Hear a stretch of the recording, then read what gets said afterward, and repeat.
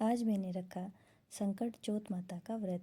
10 या 15 दिन में से एक दिन ऐसा आता है जिस दिन कार्तिक अपनी प्यारी सी स्माइल के साथ उठते हैं।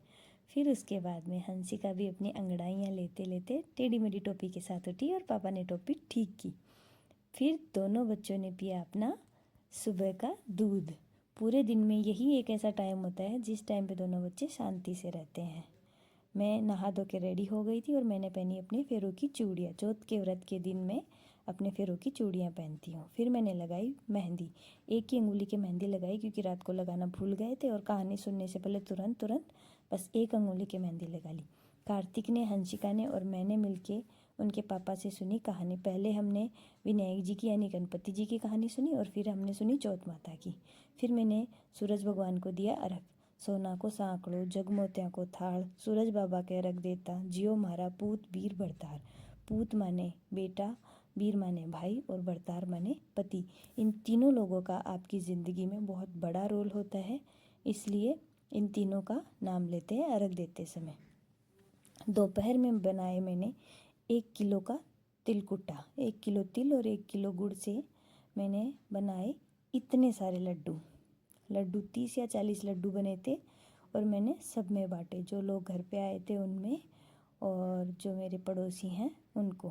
हंसिका की आजकल दोपहर में चलने की प्रैक्टिस चल रही है, चलना सीख रही है। 1-2 कदम बढ़ाती है और फिर गिर जाती है। रात को मैंने बनाया दाल पालक और बहुत ही स्वादिष्ट सी खीर, हमारी फेवरेट, और बनाया राजस्थान का फेमस चूरमा।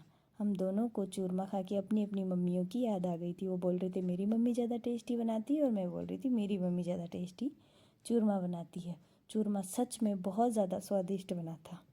बनाई हमने बाटियाँ और फिर हमने ली चौथ माता की जोत।